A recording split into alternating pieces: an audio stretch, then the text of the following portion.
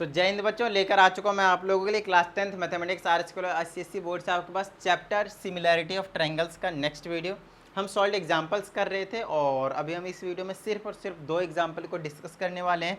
Reason behind it simple है भाई, इनके अंदर जो चीज़ें हैं समझाने के वो कहीं ना कहीं कुछ ज़्यादा है, कुछ अलग अलग छोटे छोटे से कंसेप्ट हैं जो शायद इससे पहले आप लोगों ने इस टाइप के क्वेश्चंस के साथ डील नहीं किया है, जिसकी वजह से इसको समझाने में मुझे थोड़ा सा वक्त लगेगा, जिसके लिए मैंने सिर्फ और सिर्फ 2 क्वेश्चन को इंक्लूड किया है इस वीडियो में।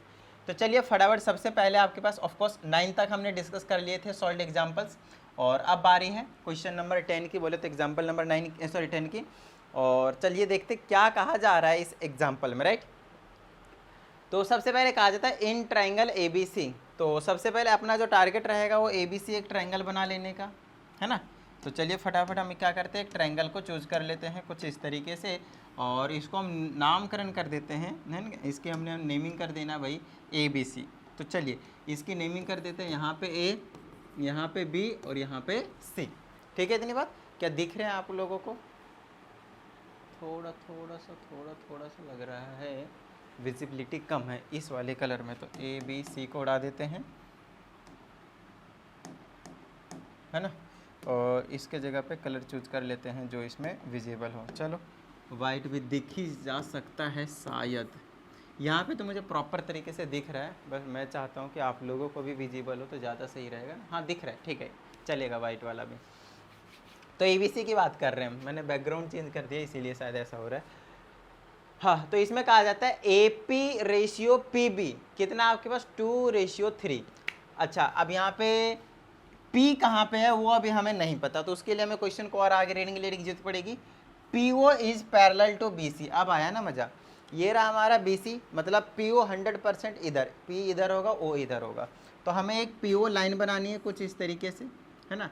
यहाँ पे P और यहाँ पे O, PO is parallel to BC, ऐसा हमसे कहा गया है। तो चलिए PO को हमने कर दिया पैरेलल टू BC, और and extended to Q so that CQ is parallel to BC।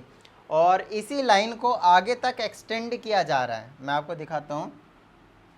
ये जो लाइन है इसको आगे तक कुछ इस तरीके से एक्सटेंड किया जा रहा है, और ऐसे एक्सटेंड किया गया है कि ये जो लाइन निकला है BA, ये वाली जो लाइन है वो पैरेलल टू CQ है, मतलब कुछ इस तरीके से, यहाँ पे कहीं पे C और ये आ जाएगा आपके पास Q, ठीक है ना। तो ये वाली जो AB है या फिर BA, एक ही बात है, वो पैरेलल टू इस लाइन के CQ के, इस तरह से ये दोनों क्या है आपके पास पैरेलल है, कुछ इस तरीके से आगे इसको एक्सटेंड किया गया है। अब आप लोगों को समझ में आना चाहिए बहुत ही अच्छे तरीके से हो क्या रहा है यहाँ पे, ठीक है ना। थोड़ा सा मैं इसको छोटा कर लेता हूँ ताकि आप लोगों को भी सही तरीके से दिख जाए।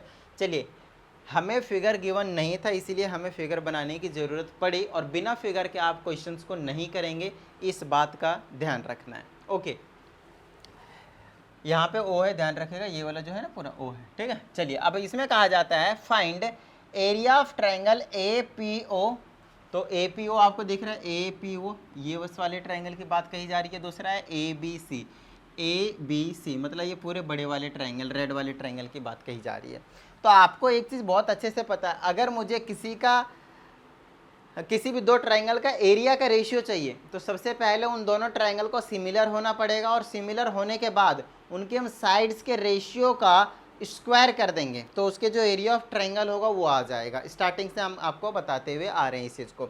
इसका मतलब ये है कि हमें अगर एरिया ऑफ ट्रायंगल APO चाहिए और रेशियो में चाहिए हमें एरिया ऑफ ट्रायंगल ABC, तो हमें क्या करने की ज़रूरत है, इसका साइड और इसका कॉरेस्पॉन्डिंग साइड का रेशियो का स्क्वायर करना पड़ेगा। तो इनके साइड कौन आएंगे, इसका AP लेता हूँ तो पूरा क्या चाहिए, AB चाहिए। अब हमें यहाँ पे दिया क्या है उस चीज़ को बहुत अच्छे तरीके से देख लीजिए, है ना, बहुत अच्छे तरीके से देख लीजिए। तो AP कितना है, AP आएगा, देखिए ऐसा बिल्कुल भी नहीं होता। मैं आपको एक बार फिर से क्लियर आउट कर देना चाहता हूँ कि अगर आपके पास यहाँ पे जो गिवन है, इस गिवन इन्फॉर्मेशन को मैं इधर मेंशन कर रहा हूँ, AP अपॉन में PB, देखिए रेशियो का मतलब होता है अपॉन में, और वो कितना है 2/3। इसका मतलब बिल्कुल भी नहीं है कि आपको AP की वैल्यू 2 दिया है और PB की वैल्यू 2 दिया है, गलत, इस वहम में कभी मत रहिएगा। मैं आपको पहले ही क्लियर आउट कर देना चाहता हूँ, ठीक है। इतनी बात फिर से बता देता हूँ, AP और PB अपॉन में है और इज इक्वल टू में 2/3 है, इसका बिल्कुल भी मतलब नहीं है कि AP की वैल्यू 2 है और PB की वैल्यू 2 है, ऐसा बिल्कुल नहीं है। रेशियो 2 है, समझ में आ रही है बात, रेशियो 2 है। क्या पता, मैं आपको समझाता हूँ, क्या पता AP की वैल्यू 6 हो और इस वाले की वैल्यू 9 हो PB, और इसको जब मैं कैंसिल करूंगा तो 2/3 तो मिलेगा आपको, देख लीजिए अच्छे से 2/3 मिलेगा आपको, और यहाँ पे भी 2/3 है। इसका मतलब ये है कि AP की वैल्यू कुछ और हो सकता है और PB की वैल्यू भी कुछ और हो सकता है। इसका मतलब ये है कि ये क्या रेशियो है, ठीक है। चलिए अब इतनी बात आपको समझ में आ गई, मतलब 100% है। देखिएगा ये जो मैंने 6 लिखा है और 9 लिखा है अपॉन में, वो कैसे लाया होगा उस चीज़ को आपको समझना है। 2 को मैंने 3 से मल्टीप्लाई करा तो नीचे वाले को 3 को भी मैंने 3 से मल्टीप्लाई कर रखा है, तब जाकर 6/9 आया। मतलब ये है कि 100% ये वाला नंबर और ये वाला नंबर, ऊपर और नीचे वाले दोनों नंबर किसी ना किसी नंबर से मल्टीप्लाई हो रहे होंगे, उसके बाद उसको कैंसिल आउट करके 2/3 लाया गया होगा, ठीक है। तो हम क्या करेंगे, जब भी आप अगर सेपरेटली लेट करने की कोशिश करते हैं कि let AP is equal to 2, तो आप गलत हैं, आप उसको लेट करेंगे 2x, मतलब इनटू में कोई ना कोई जो नंबर है वो आपके पास आने वाला है। दूसरा आपके पास PB है, तो PB हो जाएगा आपके पास 3 टाइम्स x। जब भी आपके पास रेशियो वाली क्वेश्चन आए तो आप हमेशा इसको कुछ इस तरह से करेंगे। अब आप 100% कह सकते हैं कि पूरा जो AB होगा, AB वो कितना होगा, 2x प्लस का 3x होगा, बहुत अच्छे से देख लीजिए। और ये कितना निकल कर आएगा आपके पास 5x, अच्छे से देख लीजिए, ये वाला 2x निकला, ये वाला 3x निकला, है ना, ये वाला 2x, ये वाला 3x, 2x और 3x कितना हो गया 5x। चलिए अब हम आगे की बात कर लेते हैं, ठीक है ना, ये हो गया हमारे पास 5x। अब हमें रेशियो पता है, देख लीजिए इन दोनों ट्रायंगल का एरिया का रेशियो अगर निकालना है तो उसके जो कॉरेस्पॉन्डिंग साइड्स होंगे उसके रेशियो का स्क्वायर करना पड़ेगा। ये चीज़ आपको हमने पहले बता दिया थ्योरम में। अच्छा, सबसे पहला ही काम यही होगा कि ये जो APO है वो और जो ये वाला बड़ा वाला ABC है वो, इन दोनों ट्रायंगल को हमें कॉन्ग्रुएंट सिमिलर प्रूफ करना पड़ेगा, क्योंकि जब तक सिमिलर नहीं होते तब तक उसके एरिया का रेशियो, इसलिए उन दोनों ट्रायंगल के एरिया का रेशियो उनके कॉरेस्पॉन्डिंग साइड्स के रेशियो के स्क्वायर के इक्वल नहीं होता, ध्यान रखना। तो इसको आप कॉमन कर सकते हो दोनों ट्रायंगल में, देख लीजिए।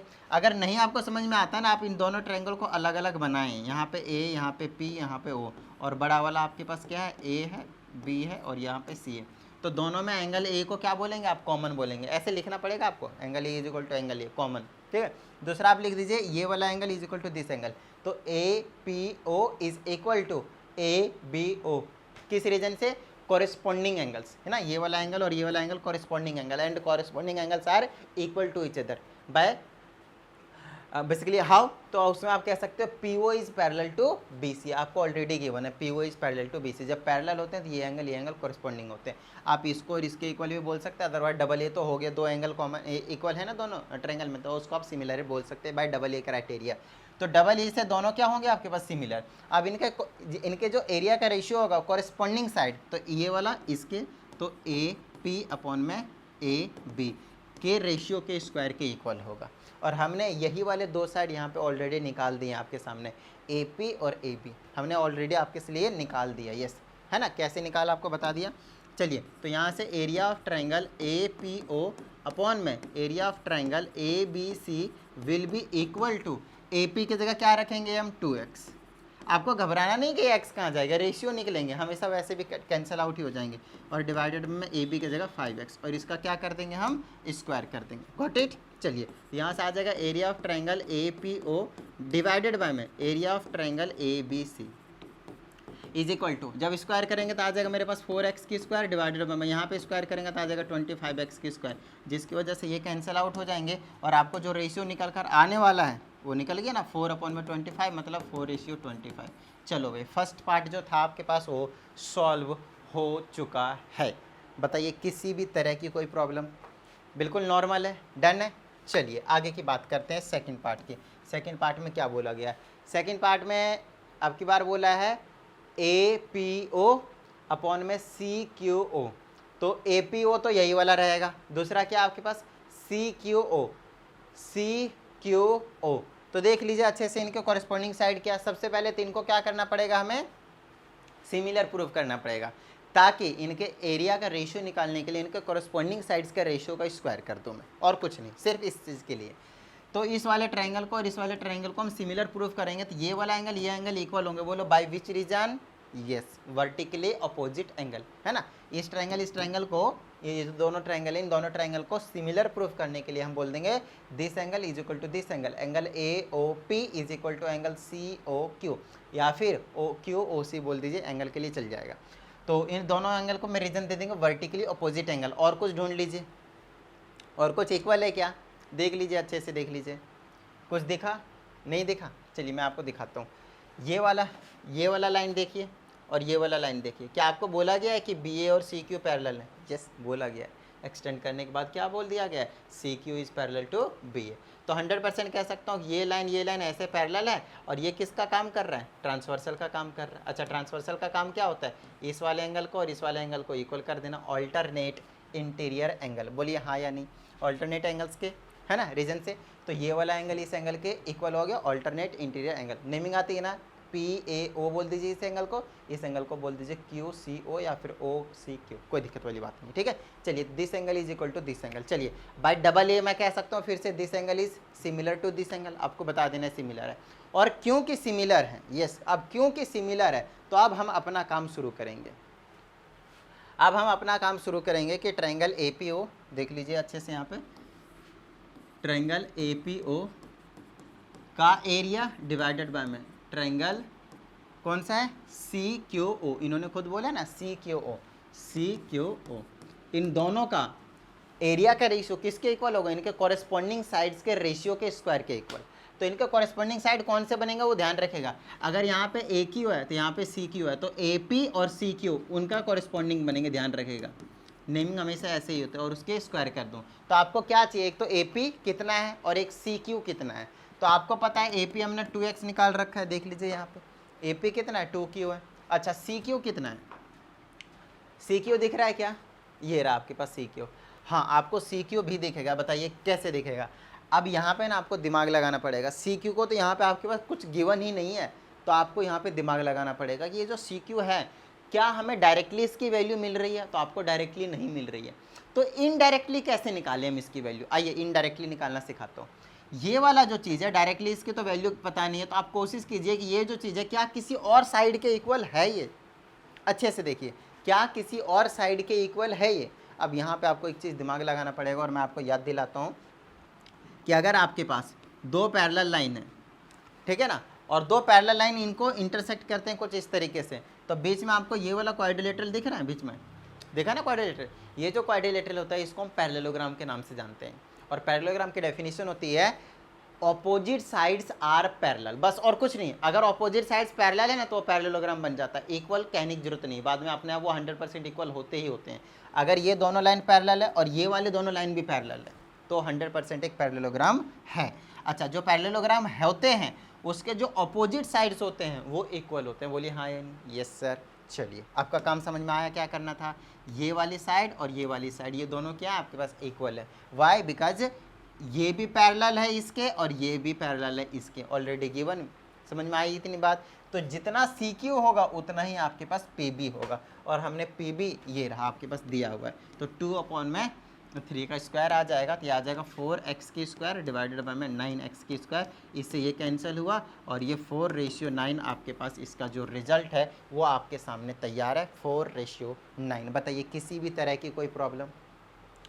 डन है। लीजिए, सारा का सारा क्वेश्चन आपके सामने है यहाँ पे, पूरा का पूरा देख लीजिए अच्छे से, ठीक है ना। यहाँ पे मैंने आधा चीज़ें नहीं लिखा है ना, हाफ चीज़ें मैंने यहाँ पे लिखा ही नहीं है। कौन सा? ट्रायंगल को किस तरीके से कॉन्ग्रुएंट प्रूव कर रहा है वो चीज़ सिर्फ मैंने आपको बताया जरूर है, मैंने आपको ध्यान रखना है। तो साथ में आप ना आपको क्या करना है? लिखना आना चाहिए। स्टार्टिंग से मैं कहते हुए आ रहा हूँ, लिखना आना चाहिए, ठीक है। और हालांकि स्टार्टिंग के क्वेश्चन में मैंने आपको मेंशन भी किया है कि किस टाइप से लिखना है, ट्रायंगल को सिमिलर कैसे प्रूव करते हैं, वो 16A में हमने आपको काम करवा दिया था, तो ज़्यादा टेंशन लेने की ज़रूरत नहीं है। आइए 16 इसके एग्जांपल्स के क्वेश्चन नंबर 11 पे आते हैं, है ना। क्वेश्चन नंबर 10 था, देख लीजिए। क्वेश्चन नंबर 10 को करवाने में लगभग मुझे 14 मिनट्स के आसपास लगे। मुझे पता था इसमें टाइम लगे, तो जब चीज़ें एक्सप्लेन करनी होती है ना तो उस टाइम पे मैं ज़्यादा चीज़ें एक्सप्लेन करनी होती है तो मैं क्वेश्चन उसमें कम रखता हूँ वीडियो में जनरली, ठीक है ना। और अगर कोई छोटे छोटे क्वेश्चन रखते हैं तो ज़्यादा क्वेश्चन को मैं इंक्लूड कर लेता हूँ। आइए एक बार क्वेश्चंस को समझने की कोशिश करते हैं। सबसे पहले बता दूं, इसमें आपके पास क्वेश्चन गिवन, सॉरी क्वेश्चन तो गिवन रहता ही रहता है, आपको इसमें फिगर गिवन है। लास्ट वाले क्वेश्चन में फिगर नहीं था, उसमें हमने बनाया फिगर अकॉर्डिंग टू क्वेश्चन, है ना, स्टेटमेंट पढ़ के। यहाँ पे आपको बस डायरेक्टली फिगर गिवन है यहाँ पे कुछ इस तरीके का। चलिए देखते हैं इसमें कहा जाता है इन द एडजॉइनिंग फिगर, इस वाली फिगर में D E is parallel to B C. तो ये वाली जो डी ई है वो पैरेलल किसके, बी सी के, ठीक है। चलिए जैसे वहाँ P O is parallel to B C था, वैसे यहाँ पे भी है। इसमें बोला है ए डी अपॉन में डी बी 4:3। अब देखिए इसमें आपको ज़्यादा समझाने की जरूरत नहीं पड़ेगी मेरे को, क्योंकि आपको पता है ए डी अपॉन में डी बी है इज इक्वल टू 4/3 है, रेशियो मतलब अपॉन में। तो इसका बिल्कुल मतलब नहीं है कि ए डी की वैल्यू 4 है और डी बी की वैल्यू 3 है, बिल्कुल भी नहीं। समझ में आई? हाँ, ऐसा मैं कह सकता हूँ, let A D is equal to 4x, तो आपके पास जो डी बी होगा वो भी हो जाएगा आपके पास 3x। तो इस तरह से अब कह सकते हैं ए डी की वैल्यू 4x है। अब x नहीं पता, एक्चुअल में नहीं पता हमारे पास क्या है, बट हाँ कुछ ना कुछ नंबर होगा जो दोनों से मल्टीप्लाई होंगे, तब जाकर ए डी और डी बी की वैल्यू आपको निकल कर आएंगे। तो अगर आपको ए डी और डी बी की वैल्यू मिल गई, क्या आप फिर से लास्ट क्वेश्चन की तरह ए बी की वैल्यू निकाल सकते हैं? क्योंकि यहाँ पे 100% जरूरत पड़ेगी मेरे हिसाब से।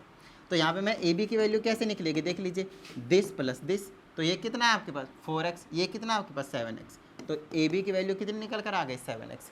सेम लास्ट वाला क्वेश्चन है, ज़्यादा कुछ नहीं करना आपको, ज़्यादा टेंशन नहीं लेना दिमाग में, ठीक है।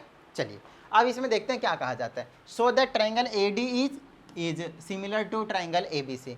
फिर से सेम क्वेश्चन है, ए डी ई, ये वाला जो ए डी ई ट्राइंगल है उसे हमें सिमिलर प्रूव करना है, किसके, बड़े वाले की, ये वाला ए बी सी, ठीक है, ए बी सी बड़े वाले ट्राइंगल के सिमिलर प्रूफ करना है। तो आओ यार सिमिलर प्रूफ करते हैं। फिर से सेम कहानी रहेगी, ये एंगल ये इसके एंगल के इक्वल, ये एंगल इसके एंगल के इक्वल, ये एंगल इसी के एंगल के इक्वल, ट्रिपल ए बोल दीजिए या फिर दो एंगल को बोल के डबल ए से बोल दीजिए, तो वो आपके पास सिमिलर हो जाएंगे। देखिए यही वाला कंसेप्ट आपको, क्योंकि लास्ट क्वेश्चन में भी दिया था, इससे पहले भी इस टाइप के क्वेश्चन आए हुए हैं। इसका मतलब आप समझ रहे हैं, ट्राइंगल को देख के आपको तुरंत माइंड में क्लिक कर जाना चाहिए कि दोनों ट्राइंगल सिमिलर है या फिर नहीं है, ठीक है। तो ये दोनों ट्रायंगल क्या हो गए आपके पास, सिमिलर हो गए, छोटा वाला और बड़ा वाला, मतलब ये वाला और ये वाला। पहला पार्ट फिनिश।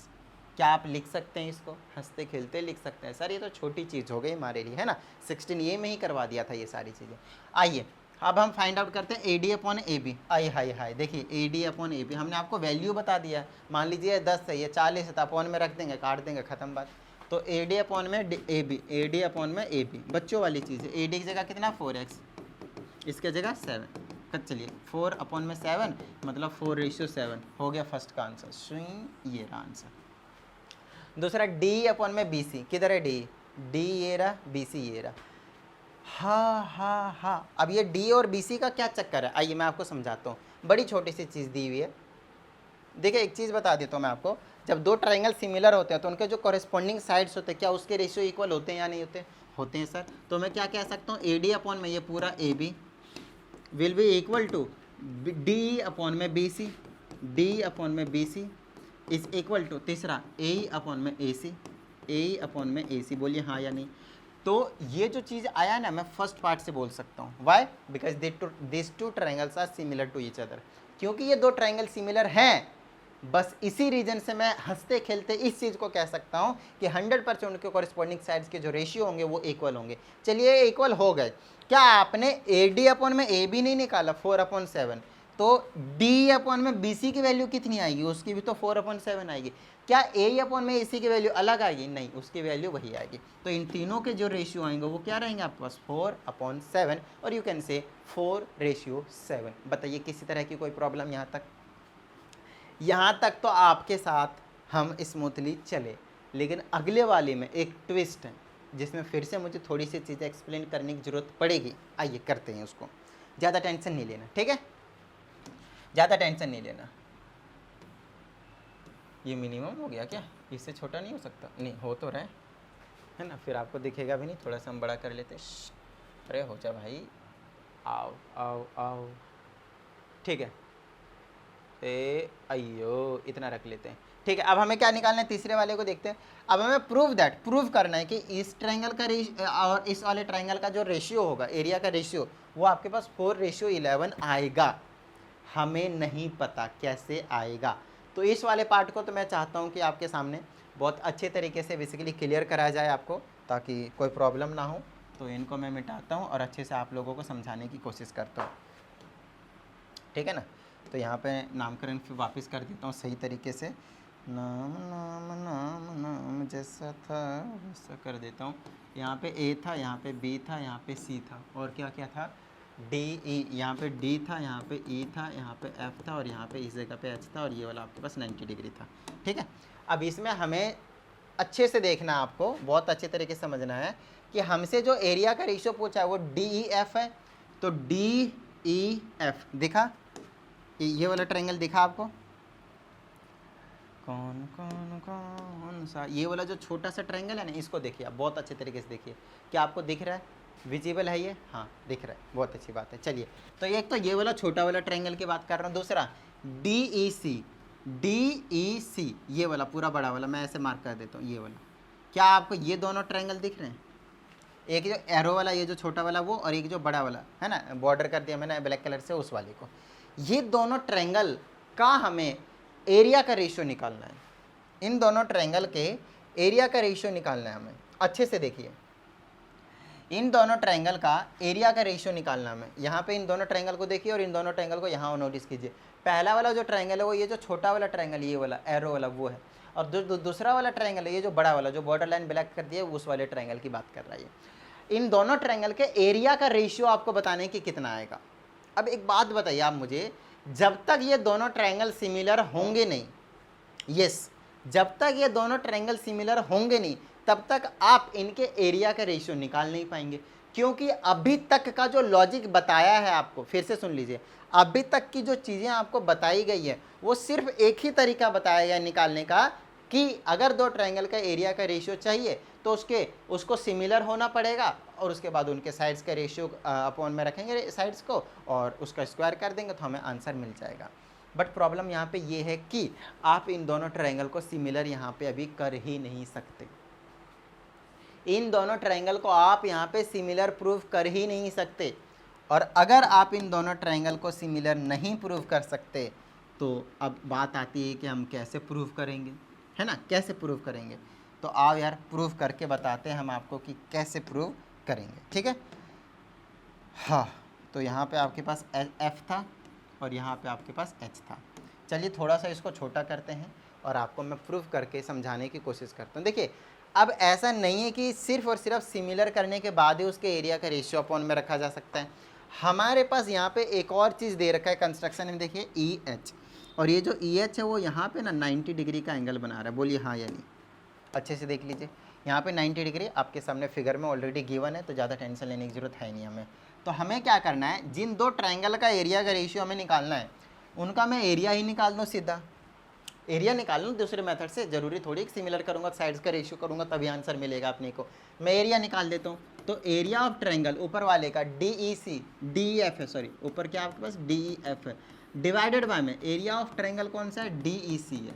इन दोनों ट्रायंगल का एरिया हम क्या करेंगे, निकाल देंगे, तो ऊपर रख देंगे ये वाले डी ई एफ का। अब बात आती है डी एफ का एरिया का फॉर्मूला क्या है। तो देखिए यहाँ पे जो परपेंडिकुलर लाइन दिया है ना, मैं आपको समझाने की कोशिश करता हूँ, आप अच्छे तरीके से समझने की कोशिश कीजिएगा। पहले एक छोटा सा ट्रायंगल बनाता हूँ, इस वाले साइड को मैं एक्सटेंड करता हूँ, यहाँ पे ए बी सी बोलता हूँ, यहाँ पे सी बोल देता हूँ, और यहाँ पे मैं चलिए मैं डी बोल देता हूँ, ठीक है ना।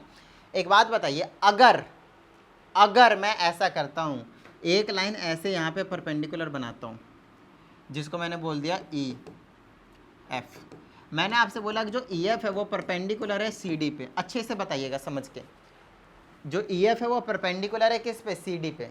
तो क्या आप इस चीज़ को ये कह सकते हैं कि जो ई एफ है ऑल्सो परपेंडिकुलर है बी सी पे, ये परपेंडिकुलर का साइन है, या फिर आप ये कह सकते हैं कि जो ई एफ है वो परपेंडिकुलर है पूरे के पूरे लाइन बी डी पे, बोलिए हाँ या नहीं।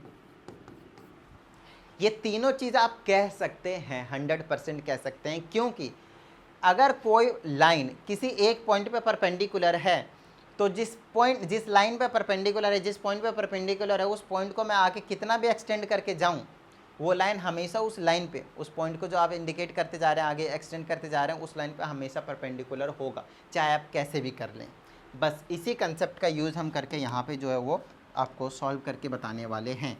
और ये जो चीज़ है वो हमेशा अप्लाई होती है, ये ऑलवेज ट्रू है, तो इस बात पे कभी भी कोई शक मत करना। और यहाँ पे यही एक नया कॉन्सेप्ट है आप लोगों के लिए, यस यही एक आप लोगों के लिए यहाँ पे एक नया कॉन्सेप्ट है। तो आपको देखना है DEF ट्रायंगल, DEF, अरे अरे अरे, आप लोगों को देखना है DEF ट्रायंगल। तो DEF ट्रायंगल का एरिया निकालूंगा तो 1/2 लिखूंगा, इनटू में बेस, बेस का जगह क्या है वो देखिए, ये वाला जिस पे परपेंडिकुलर होता है ये वाला। अब देखिए यहाँ पे जो EH है वो परपेंडिकुलर है FC पे, तो मैं कह सकता हूँ 100% वो किस पे परपेंडिकुलर होगा, DF पे भी। तो बेस के जगह पे आप लिख देंगे DF, मल्टीप्लाई में परपेंडिकुलर, परपेंडिकुलर का काम यही करेगा हमेशा, आपके पास जो परपेंडिकुलर लाइन होगी बोले तो EH, बोलिए हाँ या नहीं, ठीक है। नेक्स्ट नीचे वाले की बात करेंगे तो अब की बार बड़ा वाला चाहिए, तो बड़ा वाला बेस के लिए क्या हो जाएगा, DC हो जाएगा। तो 1/2 इंटू बेस, बेस के जगह पे DC, और हाइट पता है ना, राइट एंगल ट्रायंगल का एरिया का formula 1/2 into base into height होता है। हाइट के जगह अगेन क्या रहेगा आपके पास, EH रहेगा, ठीक है। अब यहाँ से हाफ कैंसिल कर दीजिए, EH से EH कैंसिल कर दीजिए, तो DF अपॉन में DC बन गया। हाँ, अब यहाँ पे चीज़ों को बहुत ही अच्छे तरीके से आपको समझने की ज़रूरत है। अब क्या ज़रूरत है, आइए मैं आपको समझाने की कोशिश करता हूँ। हमें एरिया, ये जो दोनों ट्रायंगल थे उनके जो एरिया का रेशियो है वो DF अपॉन में DC मिल गया, DF अपॉन में DC मिल गया। और अगर आप यहाँ पे नोटिस करें, यहाँ पे अगर आप नोटिस करें तो आपको पता चलेगा कि जो DF और ये जो DC है, ये किसी भी तरह से हम इनकी वैल्यू जो है वो अभी फ़िलहाल हमें नहीं पता है, तो इनके जो साइड्स के वैल्यूज़ हैं वो हमें पहले पता करने पड़ेंगे। तो इनको पता करने के लिए हम क्या कर सकते हैं उस चीज़ को दिखाता हूँ मैं आप लोगों को। इसको आप ना किसी तरह से फर्स्ट इक्वेशन बोल दीजिए थोड़ी देर के लिए, ठीक है ना, इसको रखिए।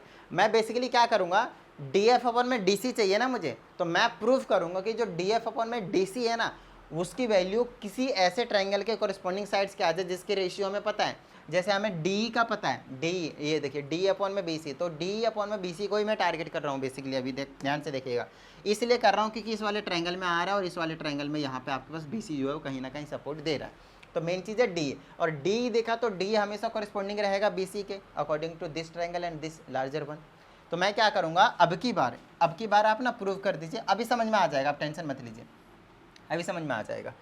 अब की बार आपको यहाँ पे प्रूव करना है, ये जो छोटा वाला ट्रायंगल है ब्लैक वाला, ये वाला है ना, ब्लैक वाला, ये जो बॉर्डर लाइन ब्लैक वाला करा वो, और दूसरा इसके ठीक नीचे वाला ये वाला जिसमें मैं एरो लिख रहा हूँ, ये वाला बना रहा हूँ नीचे वाला, ठीक है। इन दोनों ट्रायंगल को आपको सिमिलर प्रूफ करना है। जैसे आप सिमिलर प्रूफ करेंगे ना तो ये जो DF होगा है ना और FC होगा अपॉन में, चलिए वो DC हम बना देंगे, उसकी टेंशन मत लीजिए। DF अपॉन में DC की DF अपॉन में DC की वैल्यू अपने को चाहिए, बट फिलहाल मुझे यहाँ से जो मिलेगा ना वो DF अपॉन में FC मिलेगा, और वो इक्वल होना चाहिए DE अपॉन में BC। मेन हमारा टारगेट है DE और अपॉन में BC लाने का। तो D और BC लाने का तरीका है कि इस वाले ट्रायंगल को इस वाले ट्रायंगल को आप सिमिलर प्रूफ कर दीजिए। तो इसी दोनों ट्रायंगल को आप सिमिलर प्रूफ करेंगे तो इसका सिमिलर करना बहुत ज़्यादा आसान है। आप यहाँ पे लिख देंगे, पहले मैं छोटा कर देता हूँ, यहाँ पे ये इधर ही लिख देता हूँ मैं, हो जाए ना भाई, ठीक है। मैं यहाँ पे लिख देता हूँ इन ट्रायंगल DEF, ठीक है। और नीचे वाले ट्रायंगल का D किस में जाएगा, BC में जाएगा। तो ट्रायंगल BCF, ये दोनों जो ट्रायंगल होंगे वो आपके पास जो है वो काम के होने वाले हैं, ठीक है। चलिए तो यहाँ से सही करा या नहीं करा देख लेते हैं एक बार अच्छे से। यहाँ पे तो DEF हो गया और दूसरा आपके पास BCF हो गया। तो DF और CF आना चाहिए, तो DF और CF थोड़ी सी गड़बड़ी कर दी है, BFC होगा इसका नाम, BFC होना चाहिए, BFC, क्योंकि कौन किस पे जाकर बैठेगा ना उसी के हिसाब से नामकरण करना पड़ेगा। देखते हैं यहाँ पे एक बार अच्छे से देख लेते हैं।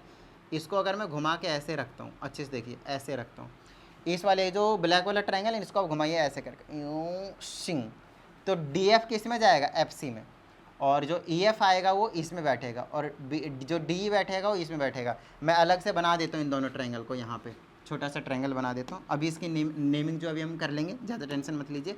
छोटा वाला ट्रायंगल बनाता हूँ पहले मैं इस तरह से, इसको मैंने अगर ऐसे घुमा कर रखा है, ध्यान से समझिएगा, ऐसे करके घुमा दिया तो F ऊपर चला जाएगा, और ऐसे घुमा दिया तो D इधर आ जाएगा, और ऐसे घुमा दिया तो 100% E यहाँ पे आ जाएगा, ठीक है। और नीचे वाला ऐसे ही रहने दे दीजिए, है ना, नीचे वाला तो DF और FC, तो ये आ गया ना DF, तो FC सही है, बिल्कुल सही है। ये वाला ऐसे बना देता हूँ, यहाँ पे F रहेगा, यहाँ पे B रहेगा, यहाँ पे C रहेगा। अब दोनों ट्रायंगल की आप नेमिंग कर सकते हैं तो अच्छे समझ में आएगा। In triangle FED and triangle FBC। अब कोई दिक्कत नहीं है, कॉरेस्पॉन्डिंगली साइड के अकॉर्डिंग हमने इनको लिख दिया। अब इन दोनों को क्या करना है, हमें सिमिलर प्रूफ करने का है। तो सिमिलर कैसे प्रूव करूँ, एक तो ये वाले ट्रायंगल देखिए, ये और ये क्या है, वर्टिकली ऑपोजिट एंगल, तो कोई दिक्कत नहीं है। अच्छा, एक ये वाला एंगल और ये वाला एंगल देखिए क्या है, ऑल्टरनेट इंटीरियर एंगल। एक ये वाला एंगल देखिए और एक ये वाला एंगल देखिए क्या है, ऑल्टरनेट इंटीरियर एंगल। कैसे, क्योंकि D और BC क्या आपके पास पैरेलल है, ये चीज़ हमें स्टार्टिंग में ही दे रखा है। अब कोई दिक्कत नहीं, हमारा जो काम है वो ऑलमोस्ट बन चुका है, बस थोड़ा सा सब्र रखिए। अब क्योंकि ये दोनों जो ट्रायंगल हैं वो सिमिलर हैं, क्योंकि ये दोनों जो ट्रायंगल है वो सिमिलर हैं, तो अब हमें कोई दिक्कत वाली बात नहीं है। अब इनके कॉरेस्पॉन्डिंग साइड्स के जो रेशियो होंगे, है ना, ये दोनों ट्रायंगल क्या होंगे आपके पास, सिमिलर हो गए, तो इनको मैं सिमिलर डायरेक्टली बोल देता हूँ, ये दोनों क्या हो गए आपके पास, सिमिलर हो गए। तो इनके कॉरेस्पॉन्डिंग साइड्स के रेशियो, कॉरेस्पॉन्डिंग साइड्स क्या आएंगे, यहाँ पे D बोल देता हूँ, DE BC या फिर AD DE एक ही बात होता है। वो किसके इक्वल होगा, FD या फिर DF, और अपॉन में क्या रहेगा आपके पास, FC या फिर CF।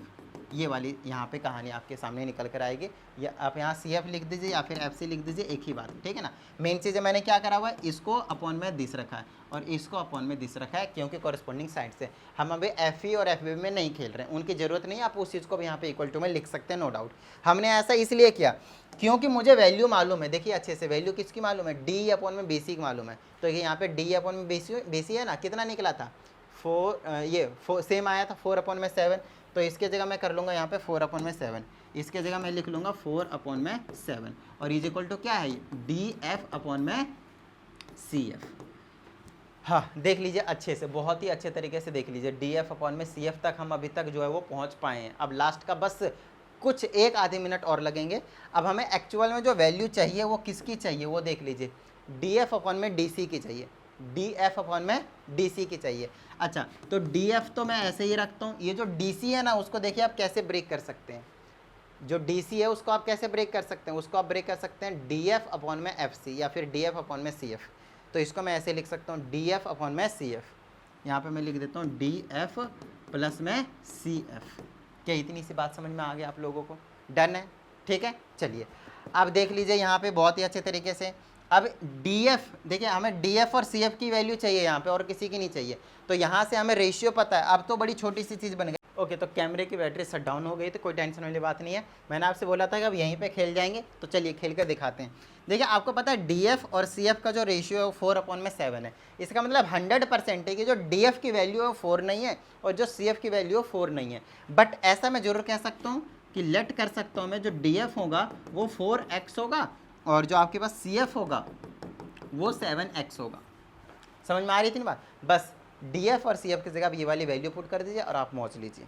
तो कितना कितना वैल्यू चेकआउट कर लीजिए। DF की जगह ऊपर रख देंगे 4x, इसके जगह रख देंगे तो कितना आ जाएगा 4x, और प्लस में इसके जगह रख देंगे आपके पास आप तो 7x। तो मेरे पास ऊपर आ गया 4x, इसको ऐड करेंगे तो 11x। x लेने से कुछ फर्क नहीं पड़ेगा, ध्यान रखेगा इस चीज़ को बहुत ही अच्छे तरीके से, ठीक है ना। अब चलिए इसे इसको उड़ा दीजिए, तो आपके पास क्या आया 4/11। भाई मैं अभी डर गया था, अचानक से कौन सा भूत आ गया। तो मेरे पास आ गया कितना 4/11। बस यही टारगेट था और हमारा जो टारगेट है वो कंप्लीट हो चुका है। हमने अपने टारगेट को अचीव कर लिया है। हमें जो दोनों ट्रायंगल का एरिया का रेशियो चाहिए था वो प्रूव करना था 4:11। बस यही काम था यहाँ पे आप लोगों के लिए। और फाइनली यहाँ पे जो टारगेट हमने सेट किया था उसको हमने अचीव कर लिया है। तो उम्मीद करता हूँ आप सभी को ये जो 2 क्वेश्चन थे इस वीडियो में वो बहुत ही अच्छे तरीके से समझ में आ गए होंगे।